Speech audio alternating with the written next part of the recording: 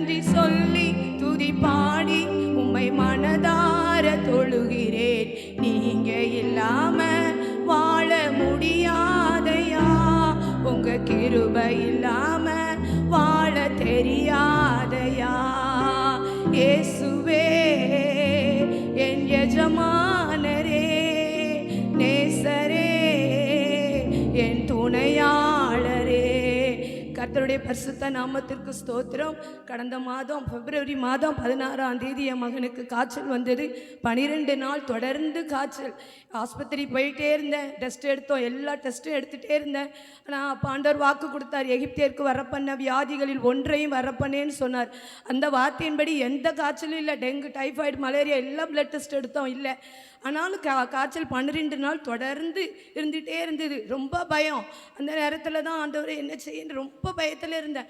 அப்புறம் ட்ரிப் ஏற்றுனாங்க, 3 நாள் மருந்து ஏற்றுனாங்க. 10th வேறு, இவன் எழுதிடுவானா ஆண்டவரே, ஒரு வருஷம் வேஸ்ட் ஆயிருமா அப்படின்னு ரொம்ப பயத்திலே இருந்தேன். அப்போ தான் போன மாதம் நானிஸ் பிரதர் மீட்டிங்கில் வர முடியாத சூழ்நிலை. அப்போ கூட திங்கக்கிழமை காய்ச்சல் தனியாக நான் மாத்திரையை கொடுத்துட்டு இங்கே ப்ரேயரில் வந்தேன். ஆனால் பிரதர் மூலமாக வார்த்தையாக என் கூட பேசிக்கிட்டே இருந்தார்.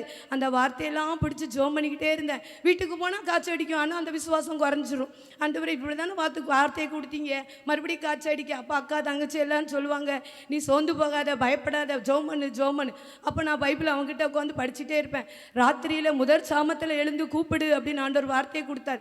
12 மணிக்கு உட்காந்து ஜோம் பண்ணேன். 2 நாள் 3 நாள் அவங்ககிட்ட உட்காந்து நைட்டு 12 மணிக்கு தொடர்ந்து போராடி அந்நிய பாசையிலே பாடி துதிச்சுக்கிட்டே இருந்தேன். ஜோம் பண்ண முடியாது, ஆனால் பாடி துதிப்பேன்.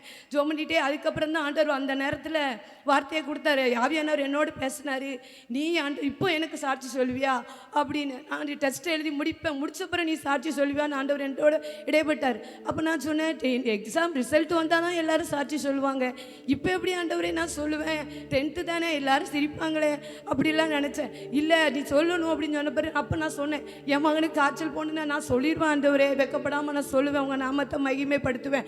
ஆனால் அந்த காய்ச்சல் அடிக்கும் போது கூட நான் மாத்திரை கொடுக்க மாட்டேன். 1 மாதமாக நான் பிள்ளைக்கு மாத்திரை கொடுக்க ஆண்டவரே, ஆகாரம் கிடையாது, எப்படி இவன் எழுதுவான், அவன் பலன் ஒன்றுமே இல்லையே. ஆனாலும் மாத்திரை கொடுக்காம விசுவாசத்தில் போராடிக்கிட்டு இருந்தேன். அவனை கொத்தொட்டு பார்ப்பேன், காய்ச்சல் அடிக்கும், அந்த ஆளை வந்து ஜோம் பண்ணுவேன். அப்படி ஜோம் பண்ணிகிட்டு இருக்கும்போது இந்த ஆண்டவர் என்னோட பேசுனதுக்கப்புறம் நான் சொல்லுவேன் அப்படின்னு சொன்னதுக்கப்புறம் அவனை போய் மறுபடியும் தொட்டு பார்க்க விறுவிறுத்து போய் கிடந்தான். அதோடு அந்த காய்ச்சல் அவனை விட்டு போச்சு. அதுக்கப்புறம் 3 எக்ஸாம், இங்கிலீஷ் எக்ஸாம் கூட அவன் காய்ச்சலோட முந்தின நாள் ஊசி போட்டு அதுக்கப்புறம் தான் போய் இங்கிலீஷ் எக்ஸாம் எழுதினான். அதுக்கு அந்த வார்த்தையை ஆண்டவர் என்னோட பேசினது மூலம் நான் சொல்லுவேன்னு பொருத்தனை பண்ணினேன். அதோட 3 எக்ஸாம் 5 எக்ஸாமும் நல்லா எழுத ஆண்டவர் அவனுக்கு கொடுத்த பலனுக்காய், கர்த்தர் கொடுத்த சுகத்திற்காய் நன்றி. கர்த்தருடைய நாமத்திற்கு கோடான கோடி ஸ்தோத்திரம். எல்லாம் கரங்களை தட்டி ஆண்டவரை மகிமைப்படுத்துவோமா? அல்லேலூயா, ஸ்தோத்திரம், ஸ்தோத்திரம். ஆண்டவருடைய